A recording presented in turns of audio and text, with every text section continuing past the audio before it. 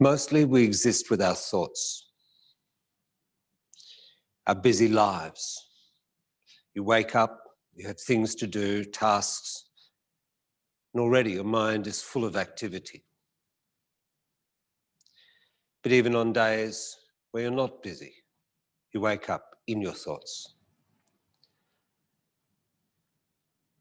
And I've heard a nice turn of phrase that we look at the world through our thoughts. But here you are now, in sensation,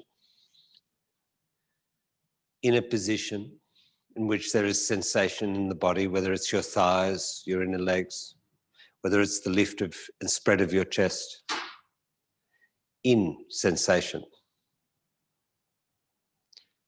And still, the thoughts go on.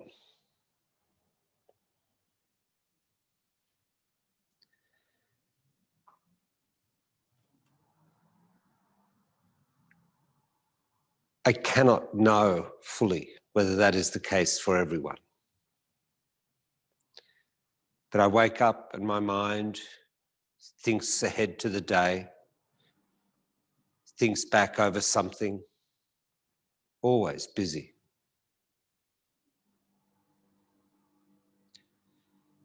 But then when I set up to practice in sensation, I come into contact with my body. And often I have thoughts about that. I think about the body, this sensation, that sensation, what it reflects about a past, some twinge, some problem I had. And still, I look at the world, even the asana, through the lens of thought. And for me, that's a reason why so often we start the practice by stopping. That simple act of create a space in which activity is not the mode, but observation is. We also know that if sensation is too intense, it generates both resistance, but also more thoughts. And so we have this other lovely element to the practice, is these asanas can be adjusted. We could lift your shoulders a little in Supta Virasana, we could take height under the buttocks. We can regulate the intensity. But what I wait for in my practice is I wait for the mind to settle. And for that reason, I use this phrase, rising thought. It seems to me that the thoughts and the commentary always rise up.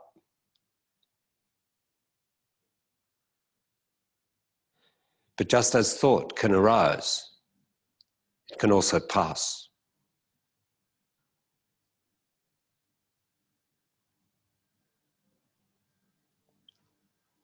And notice too the interaction of the senses. The eyes become intense, the lips thin, maybe the jaw a little tight. And maybe none of those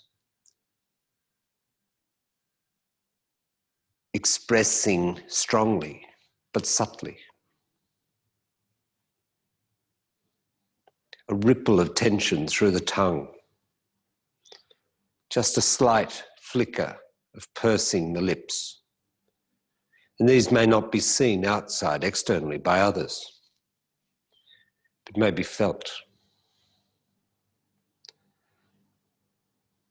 We know from the statement, the senses interact with objects seen. Everything the senses interact with. Eyes do not just see, they look. They look at things, at points, and in doing so, they also look in a directed way, which is narrow. And so that act of stepping back to see what is to be seen, all here in this very simple act of becoming still, of waiting.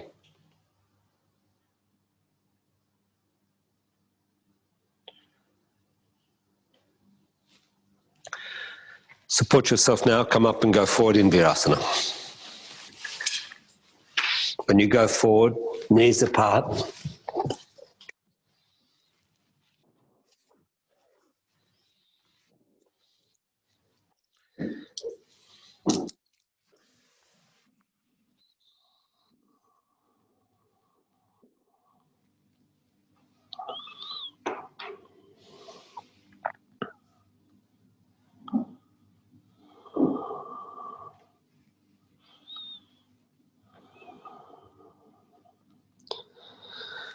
You come into contact with sensation. It may be pleasant or unpleasant.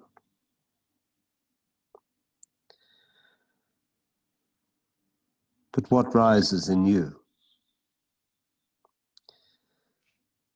I feel stiffness in my knee, and easy for me to go back through the history of my knees, the things that happened, or I get fearful, anxious about the future because of the past.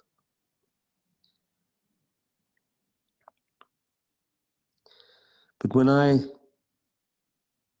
observe at a more distant level, not in the detail, I watch the rise of thought and commentary. And then paying attention, the contact of the left, the right palm, the spread of the shoulders, the length of the armpit. And I breathe in and I feel the spread of the bottom side ribs. And on the exhalation, the softening.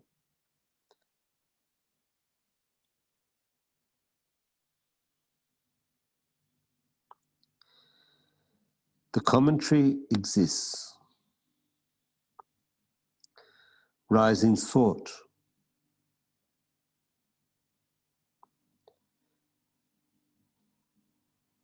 But what about the present? What about the sensation? Now, step up to Uttanasana.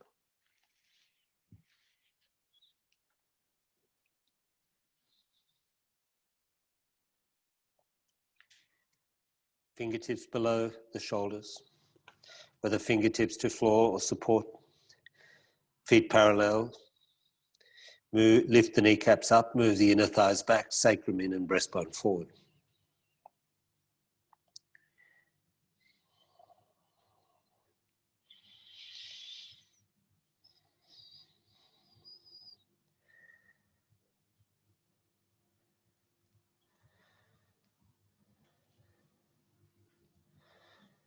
Adho Mukha Svanasana.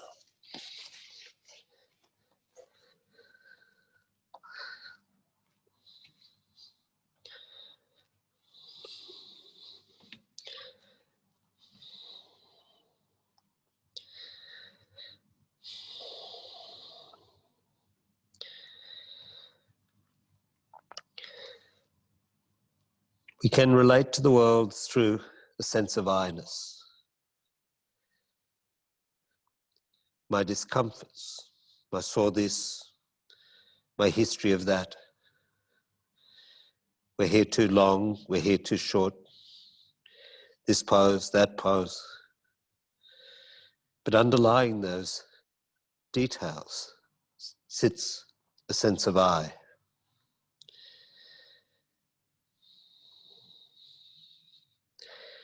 And with it sits the commentary.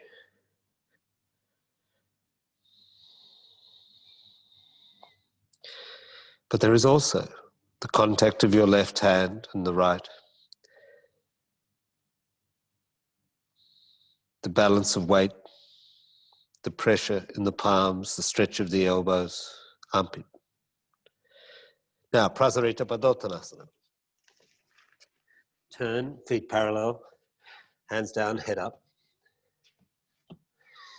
Then, whether hands forward and head support or step the hands between the feet. Bend the elbows, chin in and head down.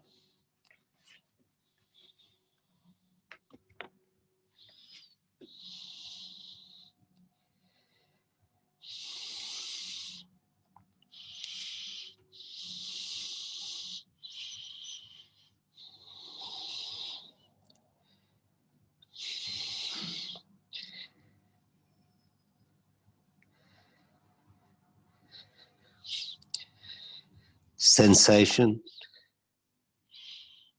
the interaction of the senses, rising thought, contact, and back to dog pose.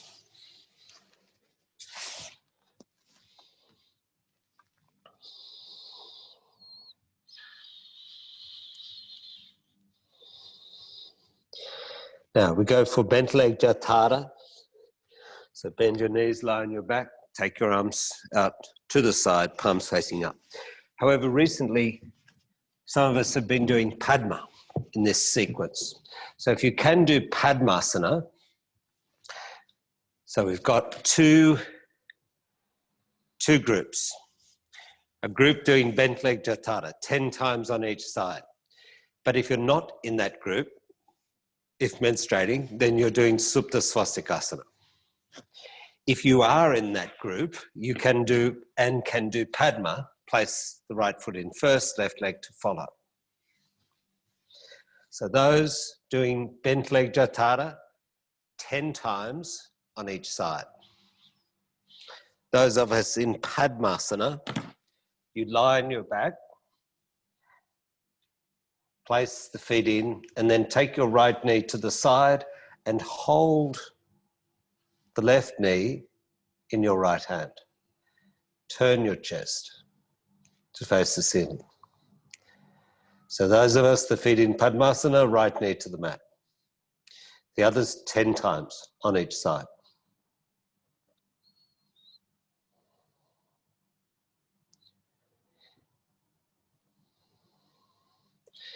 The Padmasana group, you change. Take the left knee to the side. And you take your left knee to the side. Hold the right knee in your left hand, keeping the arm straight and right arm outstretched.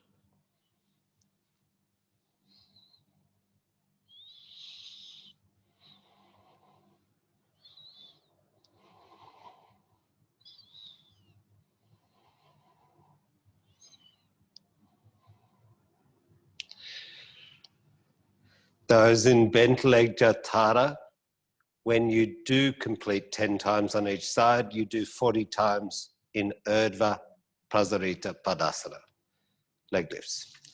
The others, we come back to the center. Those of us in Padmasana, place your hands upon your knees. Move the head of the thigh away. Then extend the knees as you take your arms over your head. Take your knees beyond your hips, and whether taking the knees down to support, could be a bolster or blocks, or unsupported. Then again, raise the knees, touch your hands to your knees. Again, 10 times in all. Exhale, extend, inhale to lift.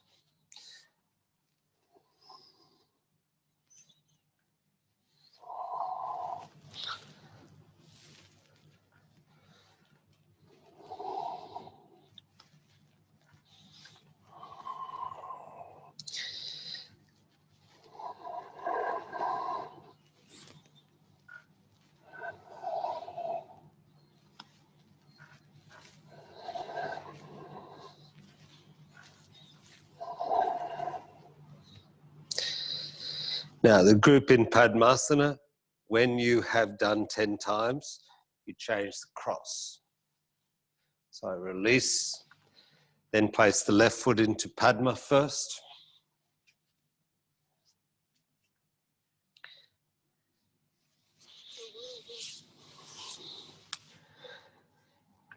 Once your feet are in Padmasana, take your right knee to the side.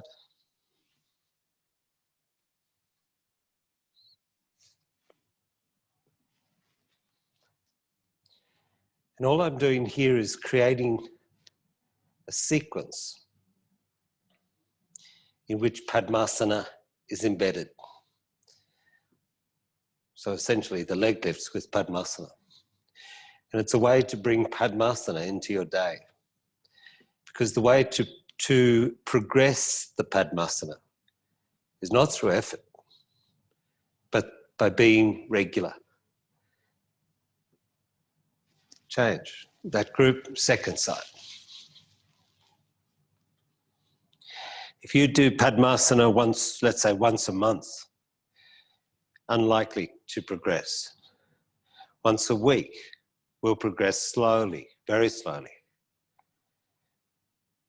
And many of you I've talked about, if every day I start my practice in one of three. One day I start in Baddha Konasana, Supta Baddha Konasana. The next day Supta Virasana, and the third day Padmasana. If that's the case, I'm doing Padmasana twice a week. Now, this group back to the center 10 times. Hands to knees, then extend the knees, take the arms over. 10 times. And so you familiarize yourself with an asana. An asana which is unfamiliar has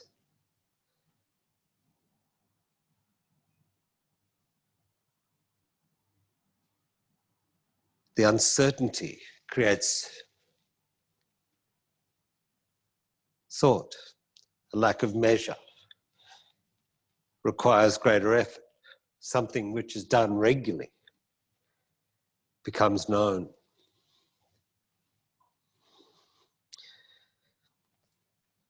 When I was trying to work with my knees to rehabilitate them, I practiced Padmasana every day. Because then you can understand the limitations, the boundaries, and you also remove fear. Both groups, when you've finished, you return to dog pose.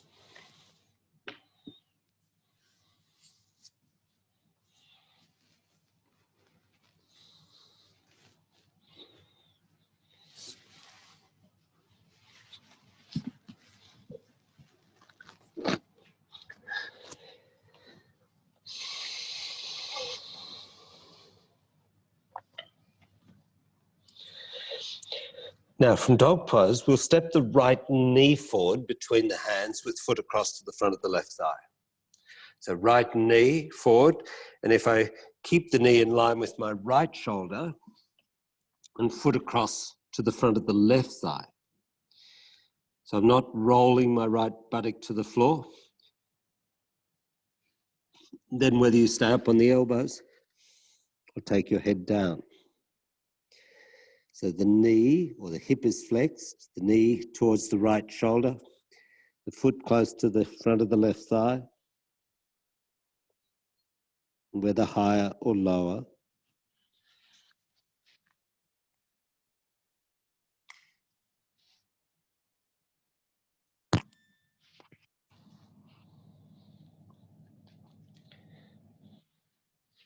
Now there'll be some people in this group who were in yesterday morning's session. I'm starting to experiment with this microphone where I unclip it. And the reason for that is that it gives me more scope to do more things. So instead of having the microphone up on my shirt. It does mean that occasionally I plug it in and unplug it. Now, we go back to dog pose. We step the left foot forward. Left knee forward, left knee in line with the shoulder, left foot close to the front of the right thigh, and whether you're on your elbows or rest your head. And in that position, one side will be different to the other.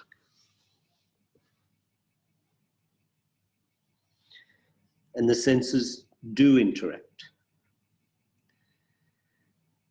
Early on in your practice life, I'm trying to show you, to demonstrate to you those statements.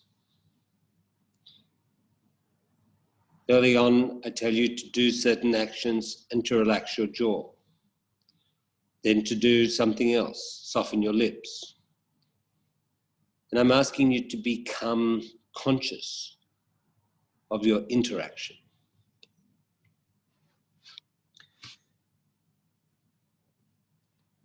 And once that awareness is embedded,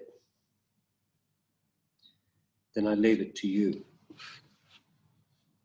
But when I do asanas, I work on them. And then at some point, I stop a moment, I exist within them. And I notice the interaction. Is the breathing reflecting what is necessary to do the pose? Some more strenuous than others. Or is it carrying tension? Is it heightened? Again, to dog pose.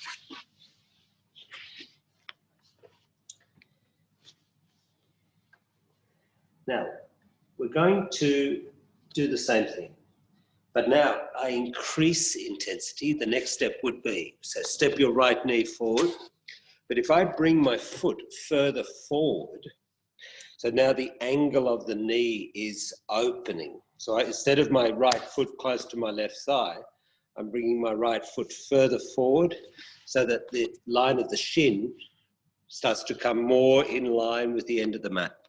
And then I lean forward.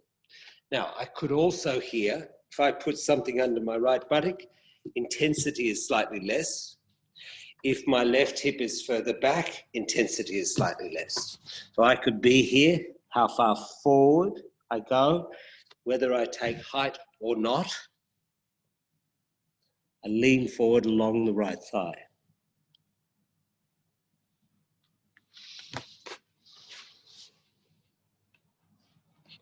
So you moderate the intensity through adjustment. The statement is the same.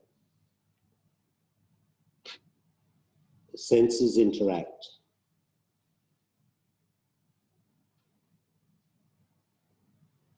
Change.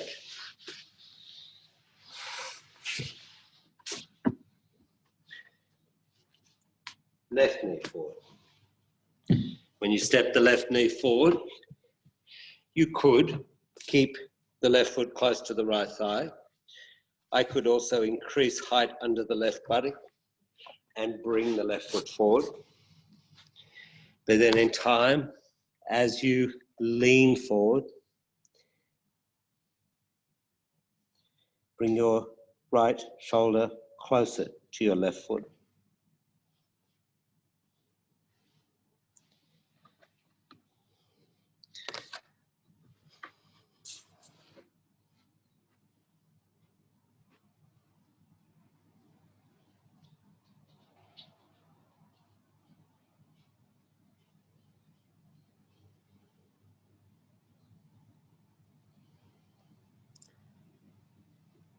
Now, back to dog pose.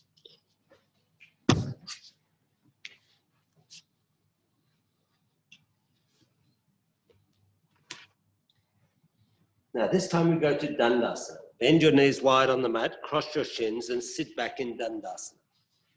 Some may take height, but otherwise, whether taking height or not, bring your right foot in behind the left and bring the left foot into Swastikasana.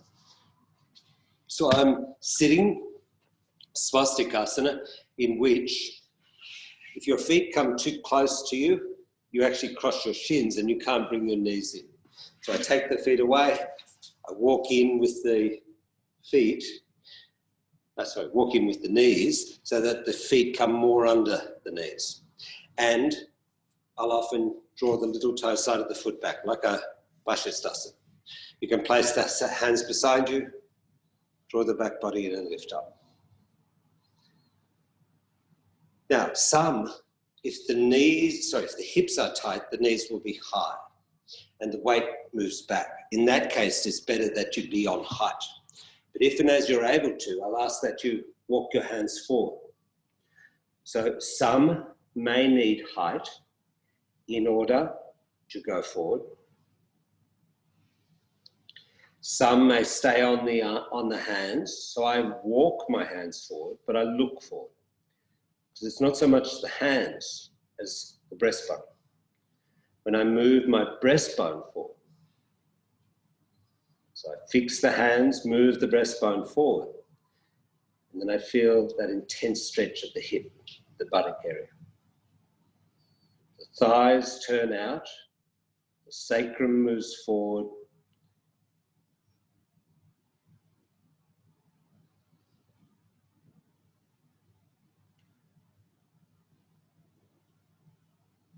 but I watch that interaction. For me, I notice a tension which arises, the inner upper corner of the eye. It's referred to as a squint reflex. When sensation is really intense, bright sunlight makes you squint. So here, those who go the next step, bend your elbows, place your forearms against your shins. And again, move the breastbone forward.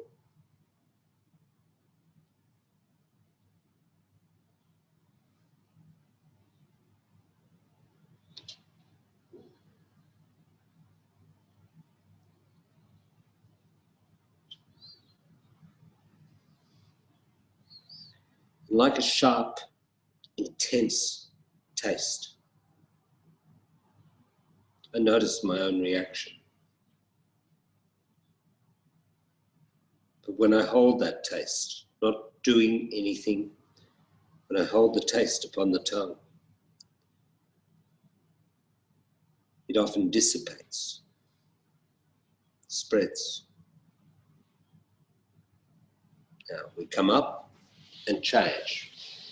I'll bring my right foot forward in front of the left, just walk the knees in which the feet come wider, come onto the little toe, or draw the little toe side of the foot back, and again, hands forward.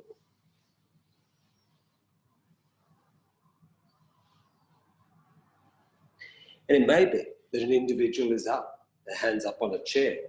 It may be that sitting up is enough.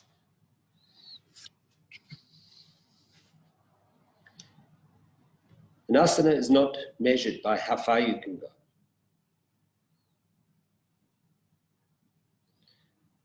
An asana is not measured by mobilities. But at some point, each of us arrives at a point in which to go further requires greater effort, triggers reaction. Whether you arrive there quickly or you go a long way physically.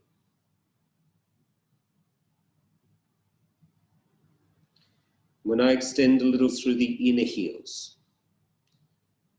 draw my toes back toward my knees and extend away through the inner heels, it focuses that stretch.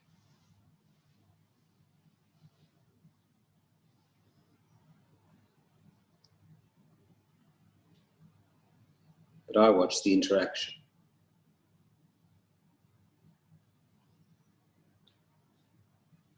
The commentary, the rising thought.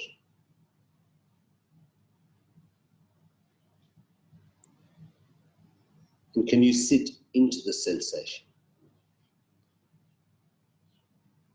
Rather than run around reacting. And if you do run around and react, maybe you've gone too far.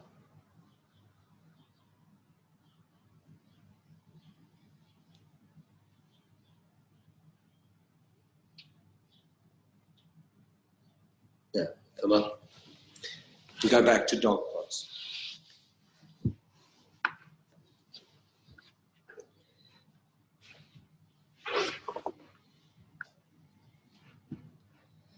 Now we go again.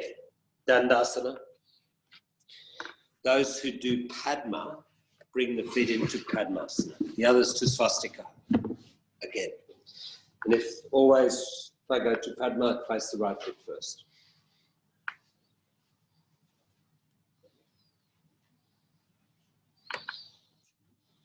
Left leg to follow.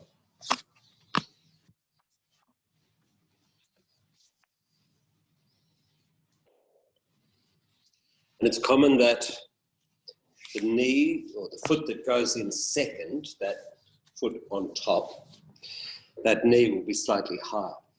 So not uncommon to use, especially when you start going forward, use a folded blanket, or I use a half block. Because as I go forward, I'm seeking to maintain balance at the level of the buttock bones.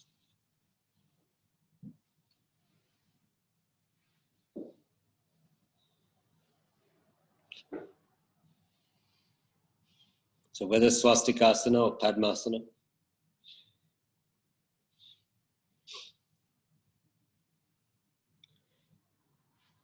just a small reference here.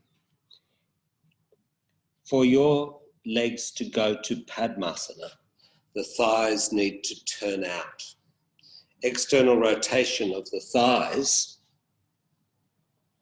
is, I could say, a first stage. When I get you to lie on your back, put your feet in padmasana and lengthen the knees away, that's a different movement. It's for the groins. The one you work on first is this one. The swastikasana, the external rotation, that sequence of taking the knee, going forward along the bent knee, placing the foot across the body as you go forward. Then to swastik will help you to grow that movement.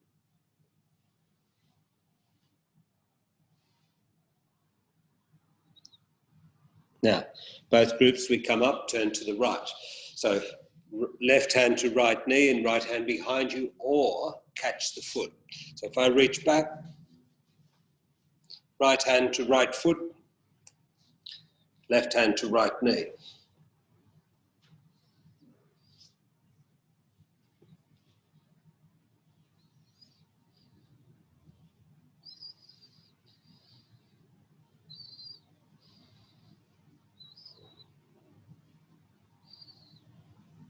Change. Second side.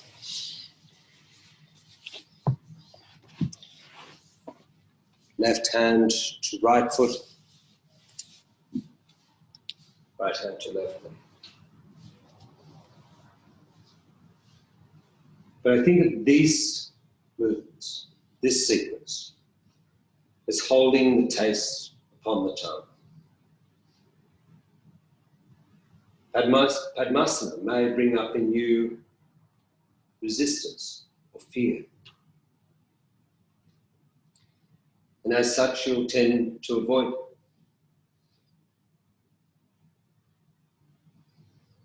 But it's said that the way to deal with fear is to experience it, to come into contact with it, not to manage, control it, but to look for its source. Now, we change the cross. So the Padma, we place the left foot first, the swastik, the left foot first.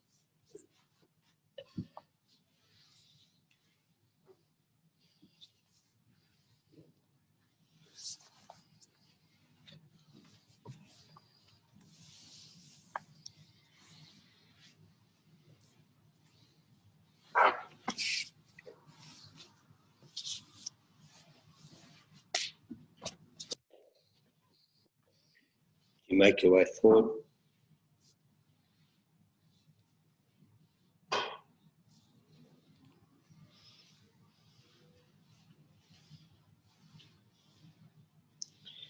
If I am to look at my response,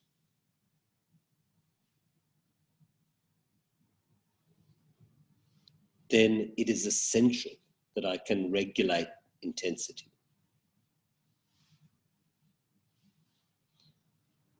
If I come up a little, I've still got sensation, but maybe I'm still tensing. Maybe the breath is still tight, or the jaw, the lips. Maybe I come a little higher again. And this ability to adjust allows me to examine the point at which my reaction, my response to a sensation can be observed. And if and as I quieten, then I can move.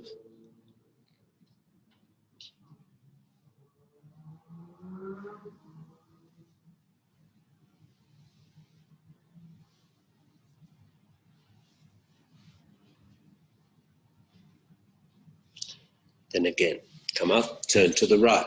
So whether you're in swastik or Padma.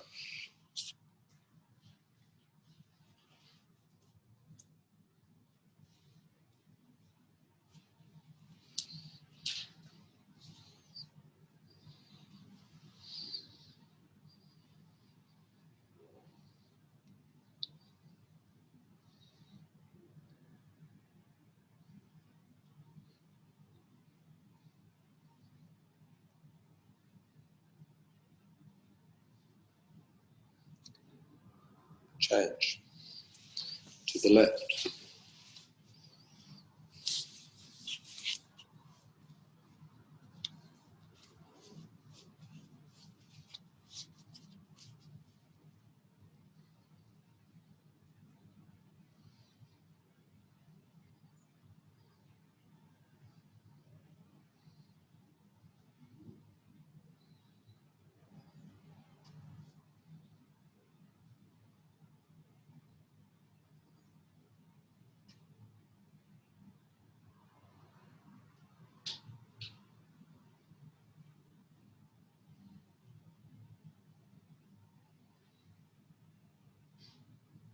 And release.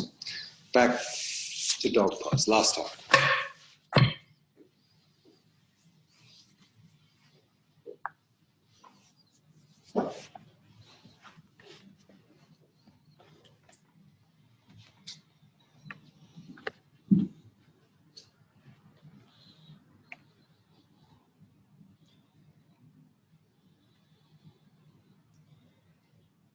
And now set up for head balance.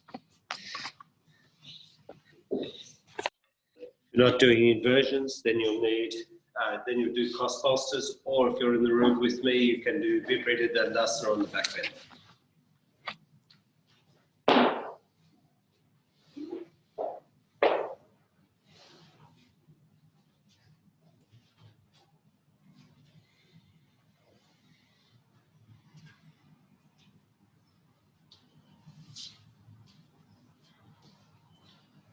And as always, you can move close to the wall or the grill if you're in the room with me.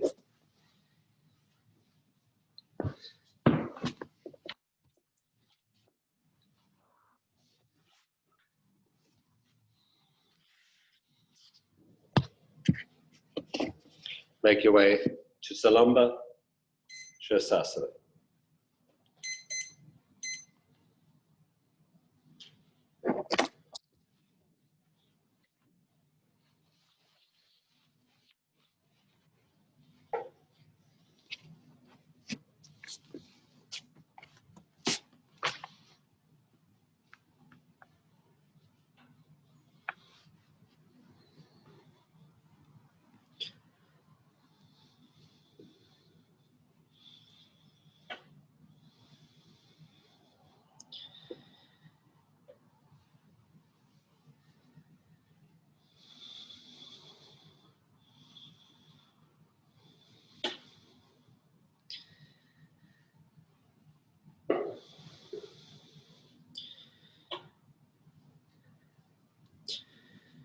As a teacher, part of what I do with you is to build you up.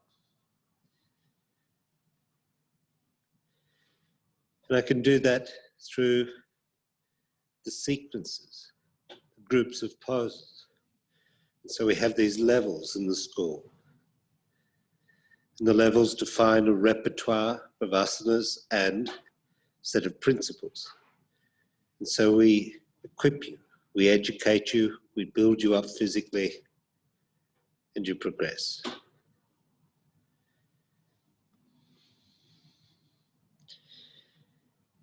But then there's you, your ability to be consistent, your ability to work across the groups of poses. There are groups that you like, ones that you dislike. But if you're averse to working with things that you don't like, then hard to progress on those things. And so there are both things about your character, your habits, that you also need to address if you want to proceed.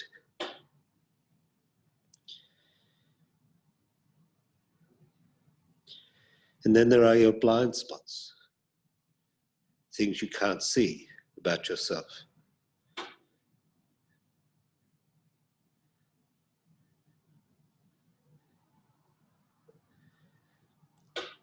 Maybe you have a habit of always pushing, or maybe your habit is to be fearful.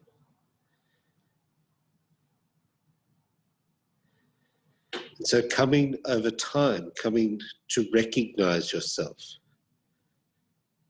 not to conquer those things, but to see their influence. It's also part of the life of practice.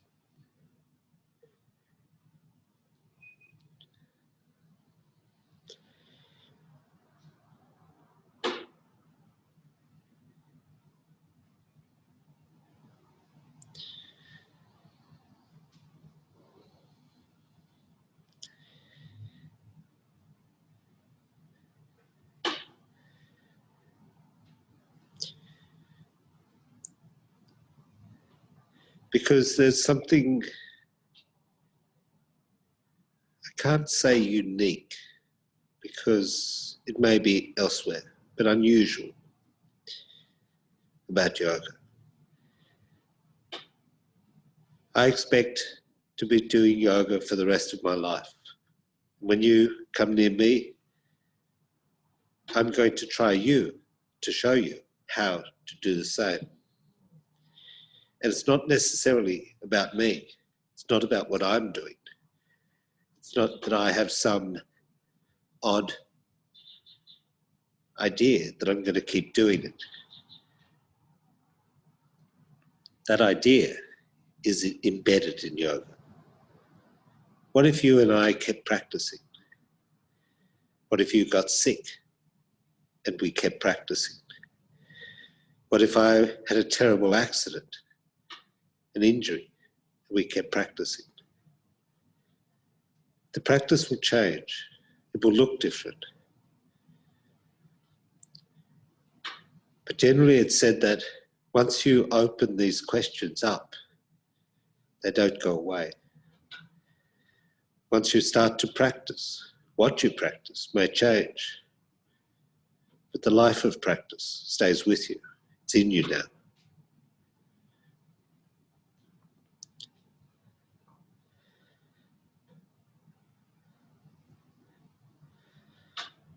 You'll have your good days and bad days. You'll have your good and bad years, even decades. But practice is not defined merely by what you can do.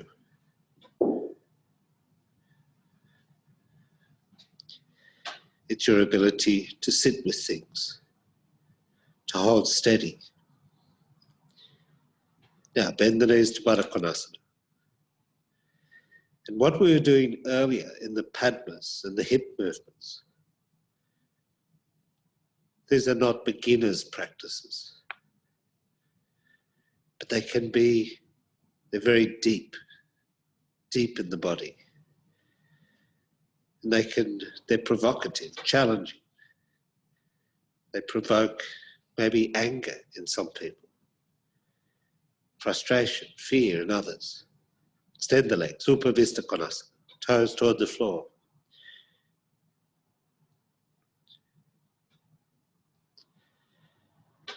But in terms of a skill set,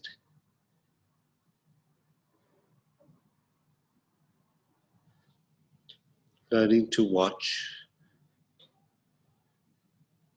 not just to align, but to watch one's own responses. Now, raise the legs. Then turn to the right in Pajvashasana.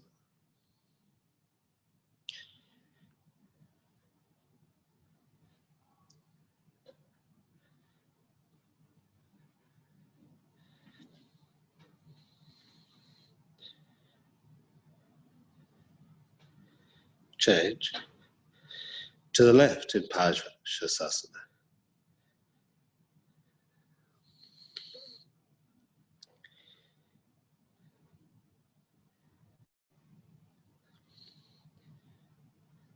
Change. You either repeat if you're near the wall or Paravita Kapada. Split the legs, left leg forward, right leg back, then turn.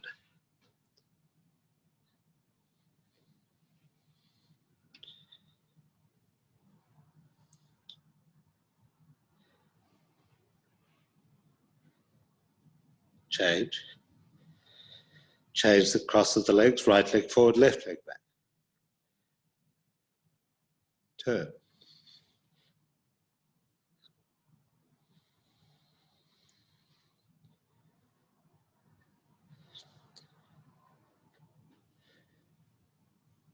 And change. Raise the legs. And now make your way down. Come all the way down.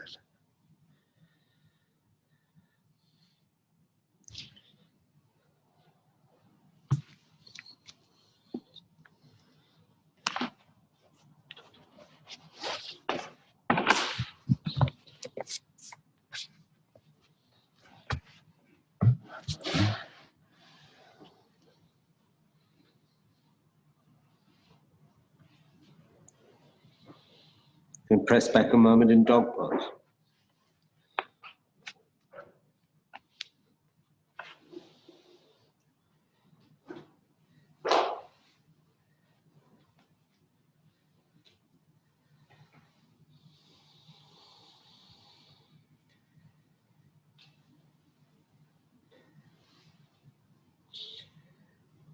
Now, step the right foot forward for Paschimottanasana. So right foot forward with the hands to blocks or floor. Fingers below the shoulders.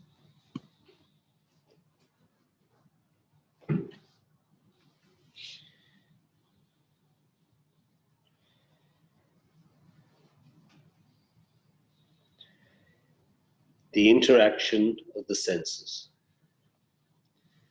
Mind is seen as a sense organ. Mind interacts. I experience it as thoughts. When I stretch my legs, I notice that thoughts are generated.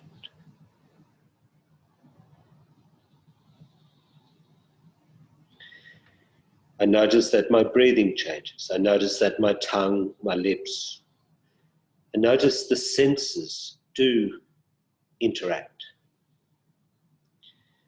And so I stabilize the limbs, quieten, and to use Iyengar's phrase, I disengage the senses. And I relax the jaw, the lips, the tongue. Now, demonstrating you stay in that position, the others bend the knee, hands forward, step in and raise your left leg parallel to the floor. I drop my head, check that the left toe or left heel is coming straight back from the hip. Left toe is pointing down. Square the pelvis to face the floor, strengthen the standing leg and reach back through the left inner heel as you move the breastbone forward. Again, the senses. And again, mind. Mind is a sense organ. Disengage, not from your thoughts, but let mind settle, just as you can relax your lips. You might have to do more in your legs so that your lips can relax. What do you need to do physically so that the mind gets steady? Change to dog pose. Left foot forward, fingertips to the floor, in Paschimottanasana. Straight away I can say which side is easier.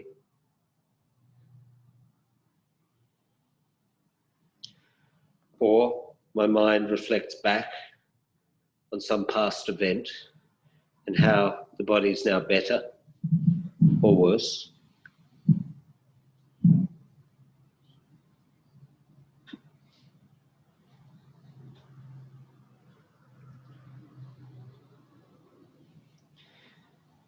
Bend the knee, hands forward, step in. Virabhadrasana 3, modified. Straighten the standing leg.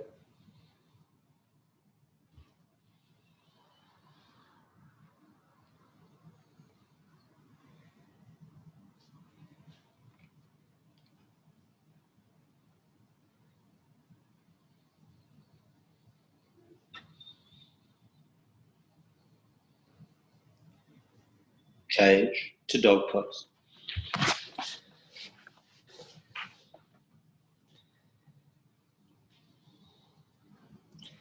Again, right foot forward.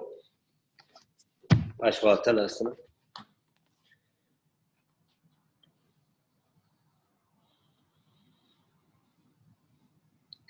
Again, Virabhadrasana 3, modified.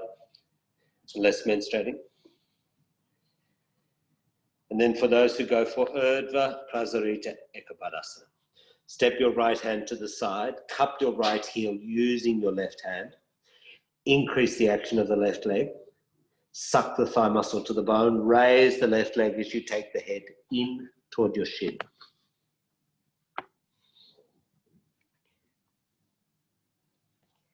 Urdhva Prasarita Ekapadasana. Change to dog pose.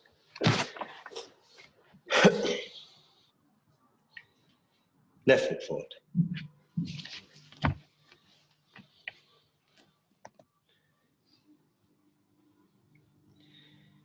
Virabhadrasana 3, modified.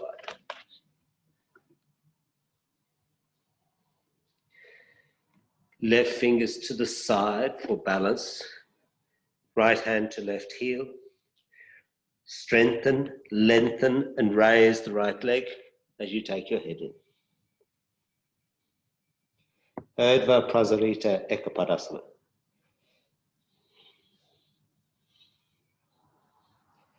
Change.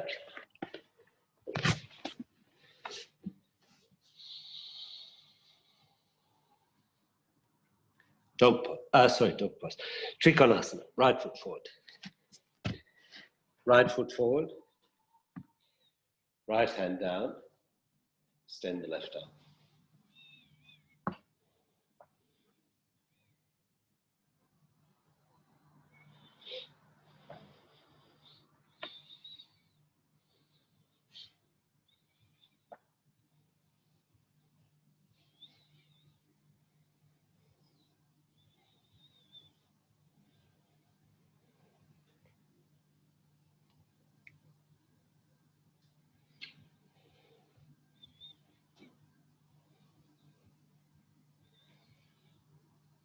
Change.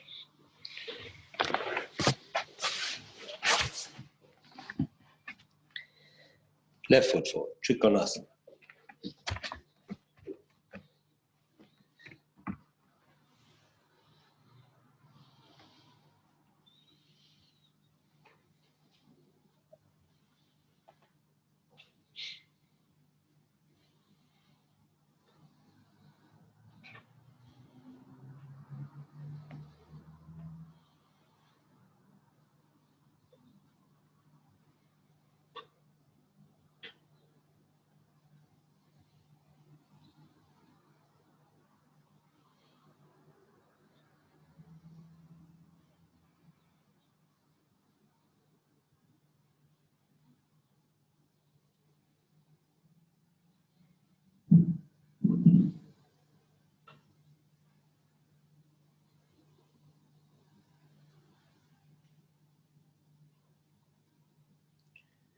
Change.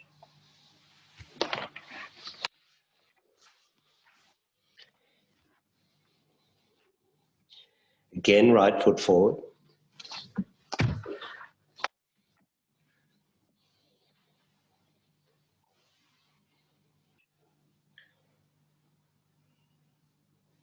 To Ardha Chandrasana.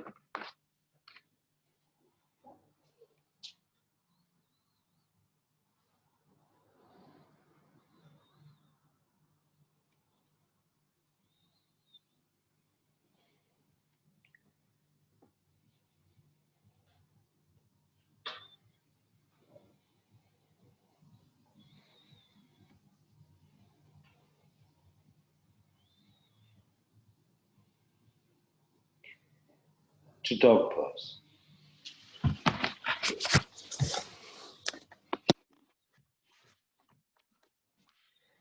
Trikonasana, left foot forward.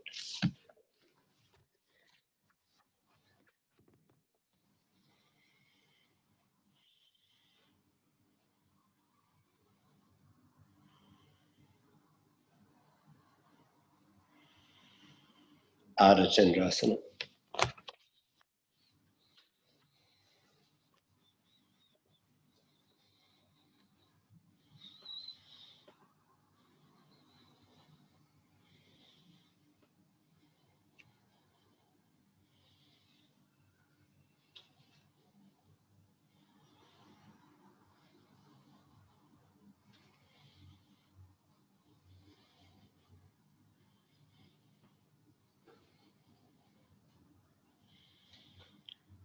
To dog pose.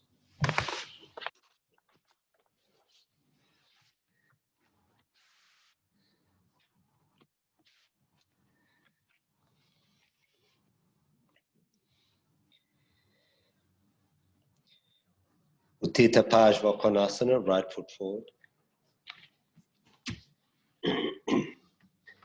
Left arm over.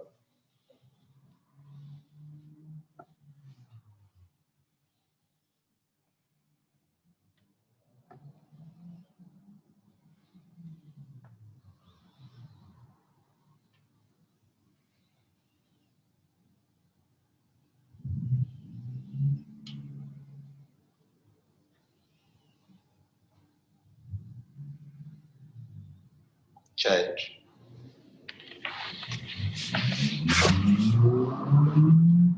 Left foot forward. Right arm over.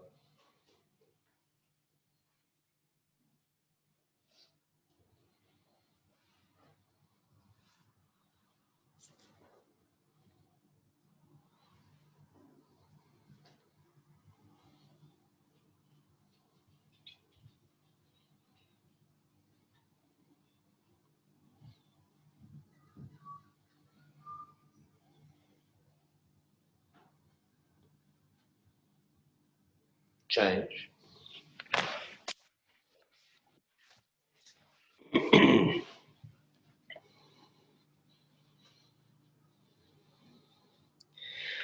Again, right foot forward. Left arm over.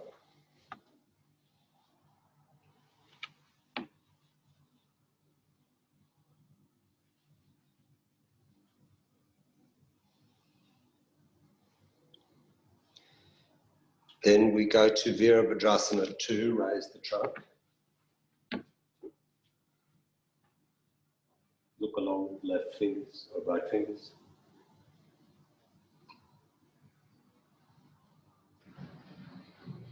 Straighten the leg and go back to dog pose. Left foot. Come up. Pajvakonasana first. Top arm over.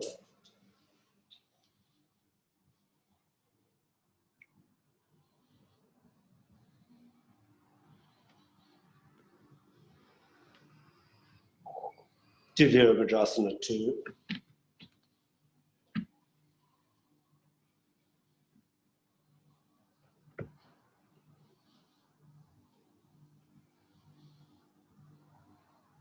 Straighten the leg and back to dog pose.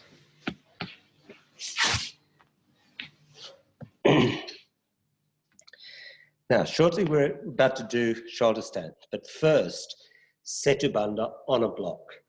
So, take a block, end on. I'll use a toe loop for my feet. And then you lie back, lift your buttocks, put the block under, and whether you stretch your legs away or not, you can regulate intensity either by stretching the legs or keeping them bent, or putting something under the heels and stretching the legs. So we do Setu Bandha active, legs extended, holding the edges of your mat so your shoulders are back. After which, we'll be there a few minutes, after which then we'll go up and do, set up and do shoulder stand. So go back, block under the sacrum, holding the edges of the mat. Extend the legs.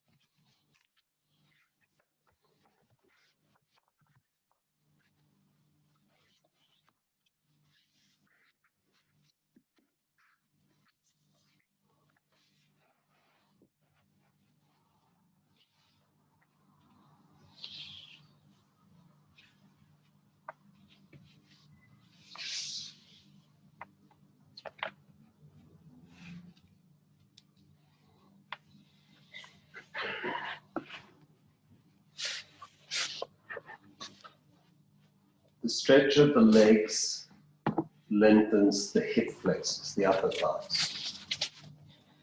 The second action, what you hear me refer to as the coiling. You coil between the shoulder blades. That's actually your spinal muscles.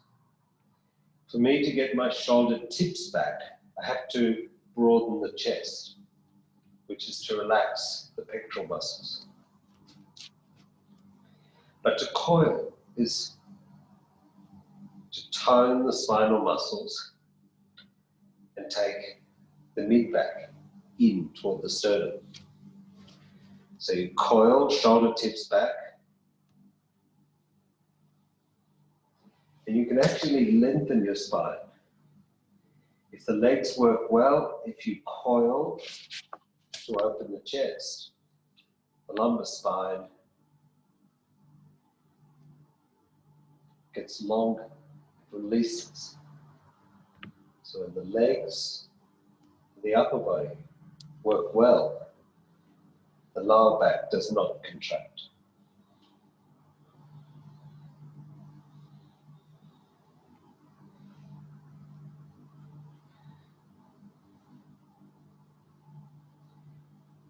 In the developing level, I use this pose to tone the back body in as they develop their back bending.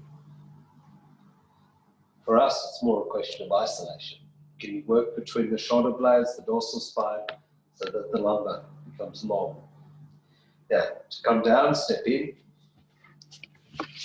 Whether you lift, I push down with my feet, lift the buttocks, pull the block out.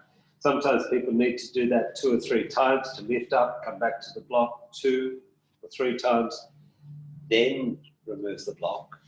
And at that point, you rest without pulling your knees in. So we generally discourage going from one extreme to the other. I want you to come down, keep your knees bent, feet on the floor, but soften your abdomen. Now, roll to the side, come up, set up for shoulder stand, and go to shoulder stand. So if you're using whatever support, whatever heights you use, if you're using a chair, take that. If you do, those in the room, if you do get equipment out, it stays out. So you can use it. Things like cushions, if they come out at the end of the class, we put them aside for 3 days. A chair can be sprayed and left out, but anything that comes out stays out.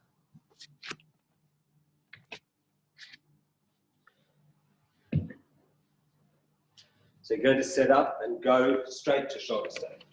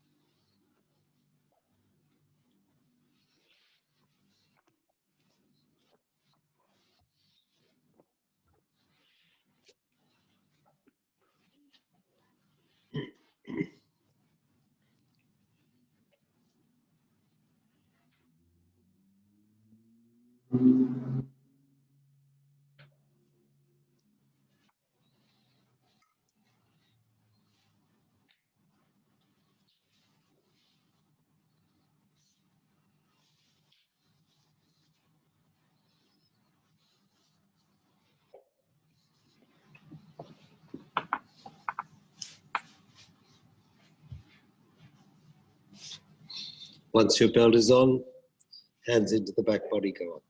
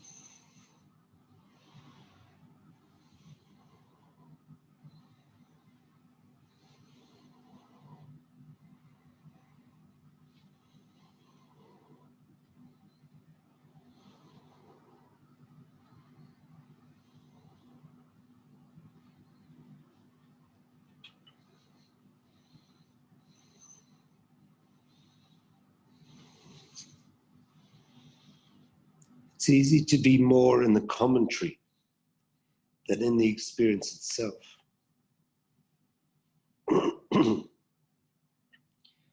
It's easy to be caught up in your liking and disliking.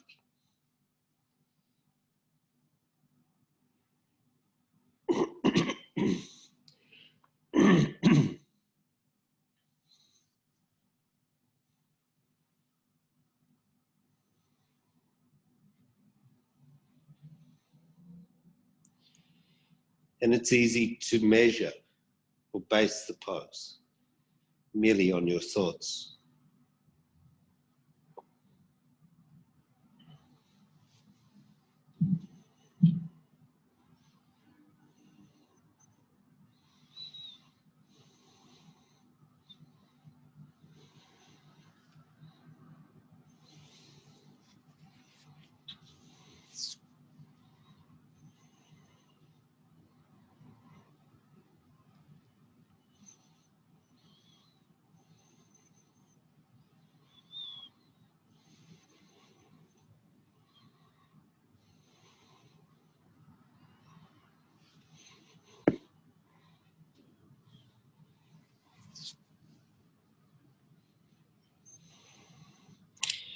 Now, take the right leg forward to Ekapada Savasana.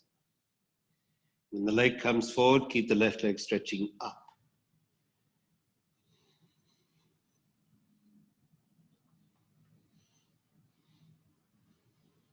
Change. Take the left leg forward. Keep the right leg stretching up.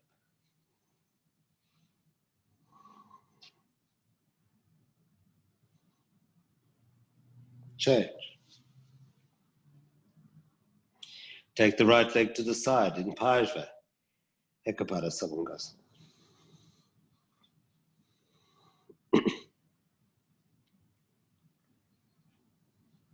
And change. Left leg.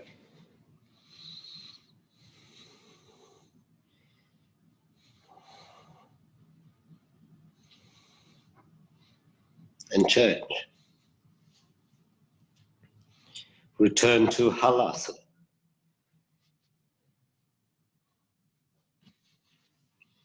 And at this point, remove the belt. When we roll down, we're going to go to Supta Padangusthasana 1. Now, mostly, you'll either need to shift off your support or shift your support. So I roll down, adjust the equipment, and then lie on your back, legs extended, take the right leg up. Do Supta Padangusthasana. So, might use a belt or hold the foot directly.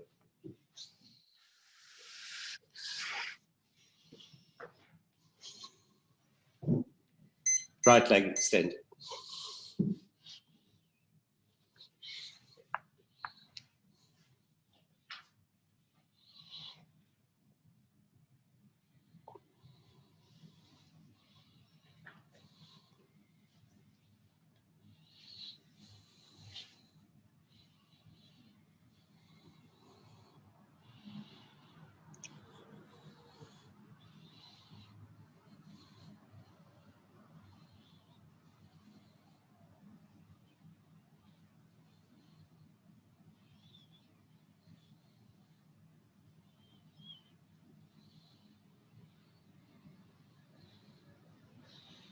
Even though the right leg gets stretched, if I press my right wrist toward the head side, move the right shoulder blade toward the waist,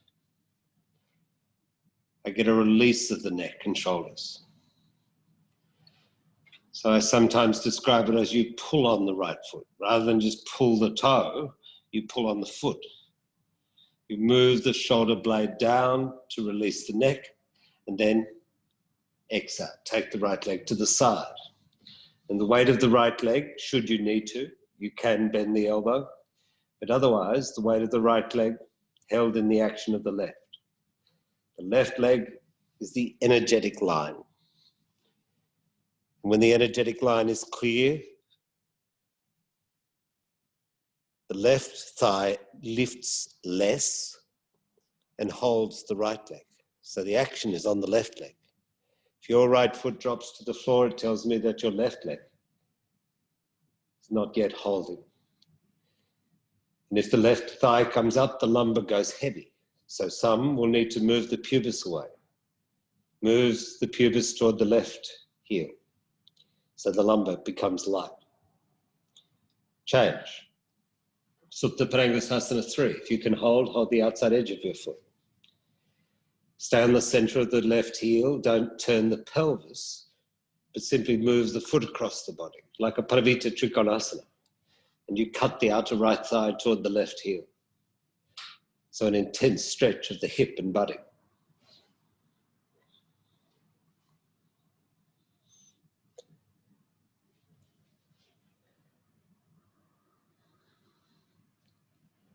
And now, 4, Supta Parangusthasana 4, bend the knee and raise your head, scoop the right elbow behind the head to catch the big toe, the foot, or a belt around the foot.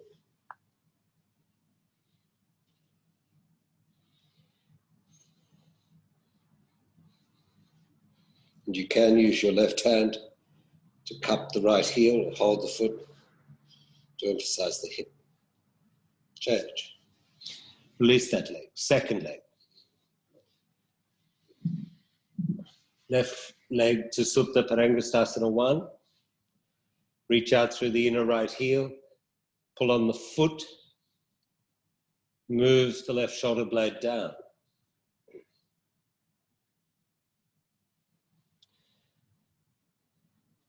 If you do, some of you will have done the long shoulder stand sequences with me. Can go up to 45 minutes. And Supta Parangusthasana cycle afterwards is an excellent release for the shoulders, upper back. Supta Parangusthasana 2. Take the leg to the side. The weight of the left leg is held in the action of the right. If the lumbar spine gets heavy on the mat, it's because you're stretching your knee, but not yet pressing your thigh. So the right thigh bone presses down, pubis toward the right heel, the lumbar light, and then the left leg can be held more easily.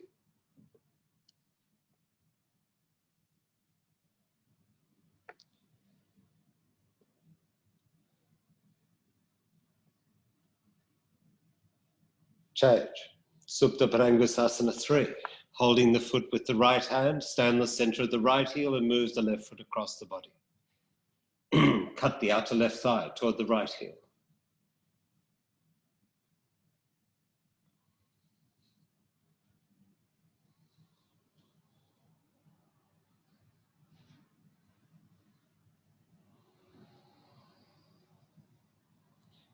Four, bend the knee to the side, raise your head, scoop the left elbow behind the head to either catch the foot or a belt around the foot.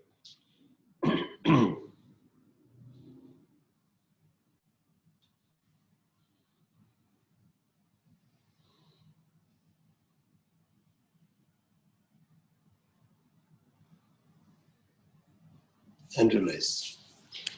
Shavasana.